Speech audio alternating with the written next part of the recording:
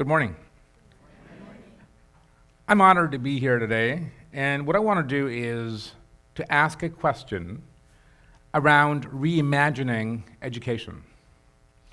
What if we were to reimagine education away from this thing where we talk about just learning outcomes and outputs, to thinking about education and educators and learners as being part of a movement? You see, I think movements are important to moving societies. Movements are essential because their gift to us is that they actually allow ordinary people to accomplish extraordinary things. I can't think of a better platform to reimagine than education. Now, I don't have to convince you of this because day in and day out, we see examples of this movement in our midst. The question is, are we paying attention? Greta Thunberg stormed into New York City to the United Nations, and she said 3 words that challenged how leadership saw itself. How dare you? I don't think that was a provocation. I think that was a real question.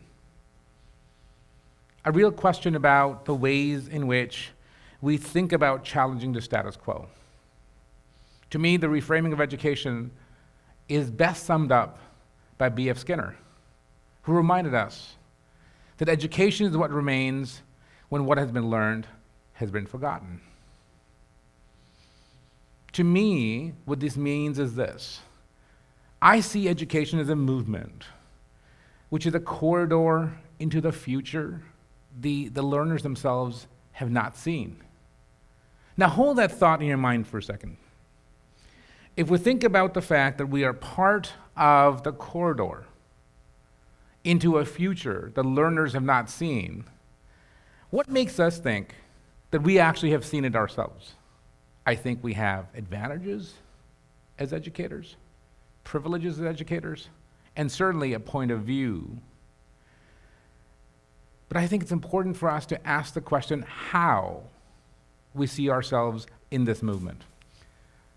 Before my talk here, I picked up something from the floor, from the school. This is a late slip. Now it says something if the one who got it kind of folded it up nicely and just dropped it on the floor. But I'm struck by this, because I think this is smart, right? After all, Albert Bandura said, that which gets measured gets done. It's important to measure how often this person's in trouble. 17 days they've been late this academic year. It's only November. But I actually think it's more than that. My view, of course, is that we need to have a structural conversation.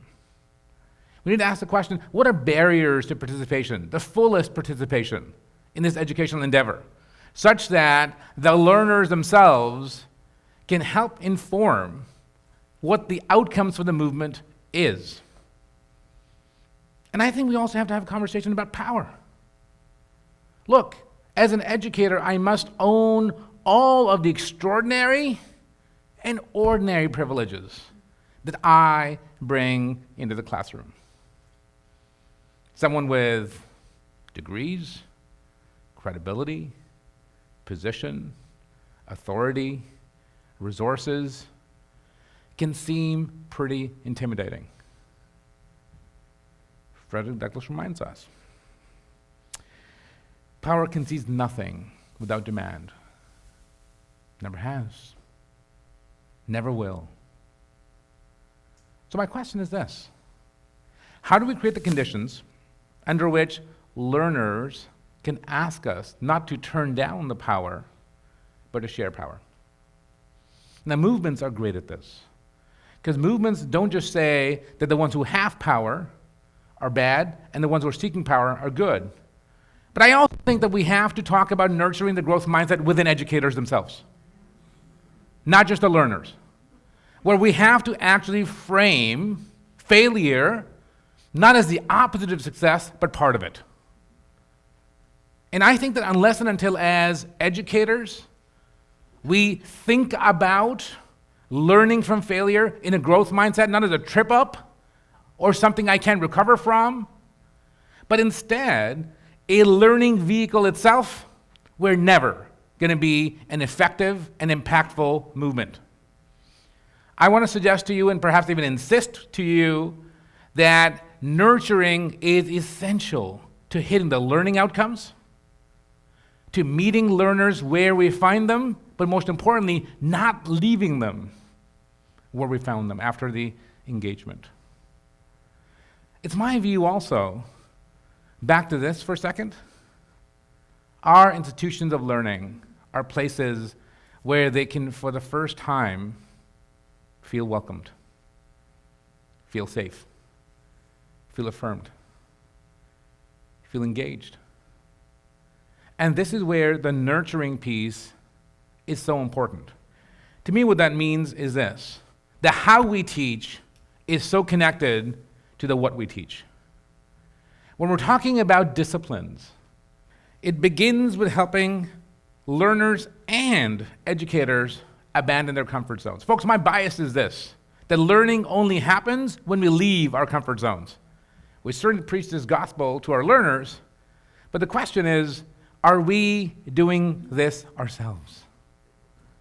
Are we asking the question, what does the world lose out on when we in fact don't show up like this?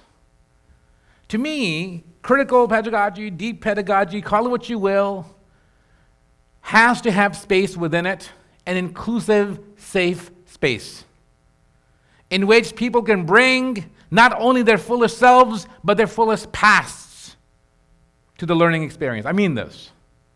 One of the things that I do very openly is model vulnerability.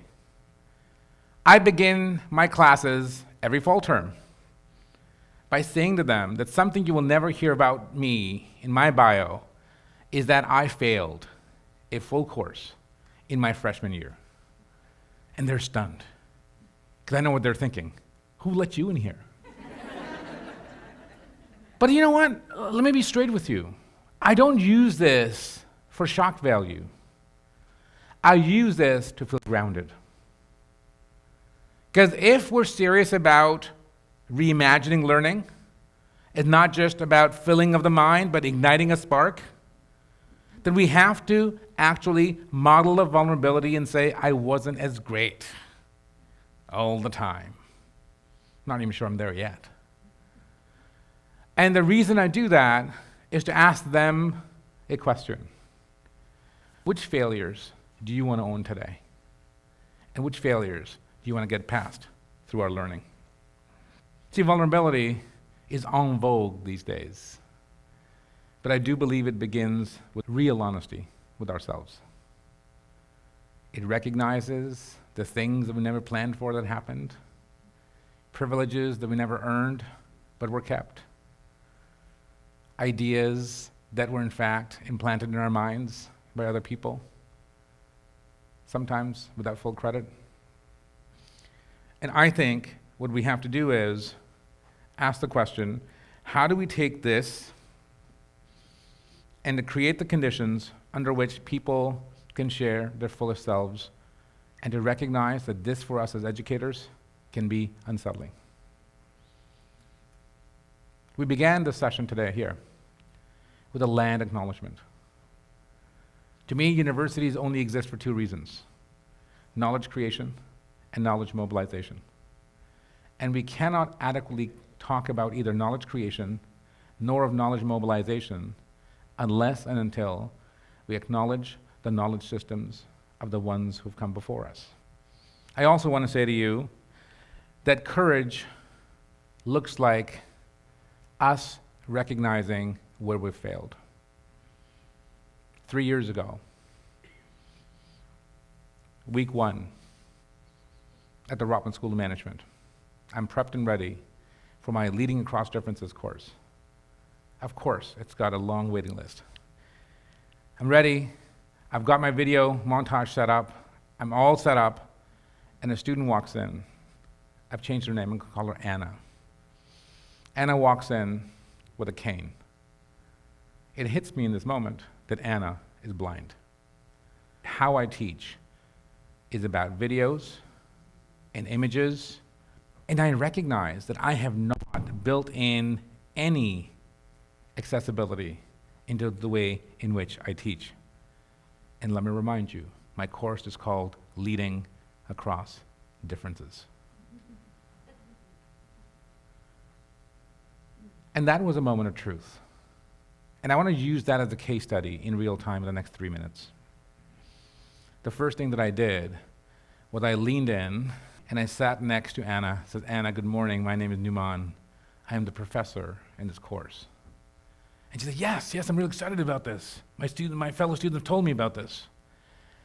And I said, tell me, what do you need to be fully engaged in this learning experience? And I sat there taking notes for the next 5 minutes. We spoke about the usual things. The Accessibility Services Office, audio description, font size, handouts, session. So I don't typically give out my slides before the session, but in her case, I send these slides to her ahead of time.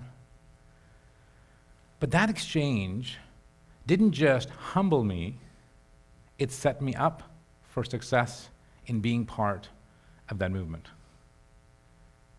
So setting up that safe space to me requires 3 things. Number 1, it begins with putting the learner at the center of this movement, putting the learner at the center of the exchange. Number 2, defining boundaries of safety. Any promise of absolute safety is absolutely problematic.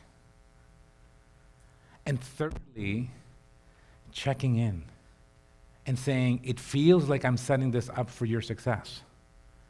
To what extent are we succeeding? See, the human voice, it's not just a physical thing. It's an expression of aspirations, of emotional curiosity that often is not even known to the learners themselves. To me, success looks like the following, where we set the conditions for people to articulate what they need to be successful. And of course, we want to hit the learning outcomes and the outputs and the evaluations and progress. But it has to begin where they feel that they belong and they matter. I have 3 tips in particular that I want to share with you. The first of these is modeling vulnerability in a way that is authentically yourself. Asking the question, what can I do to be vulnerable in this moment? To not just impress them, but to demonstrate them that this is an even exchange. 2, really seeking out and embracing feedback. See, in the university system, we get feedback after the semester is done. Now, if you know anything about me, I'm a foodie. So it's like going through a 7-course meal, and after dessert, right, telling the chef the feedback on each course. Well, it's just too darn late. I'm serious. Because I think iterative feedback, which is my advocacy to you today, allows you to make adjustments along the way. In every session that I have, in any of my classes, I ask them 3 questions. What would you tweet about today, or on Insta today? Right? What was the big takeaway from today? What were the positives? And what might you change? That's really important, right, around feedback. But that's just the beginning, by the way. The next part is to actually process that feedback, to analyze it at the level of what I call my behavioral footprint as a learner. A learner? Yes, as a learner. What am I learning about my students? What am I learning about the way in which I teach?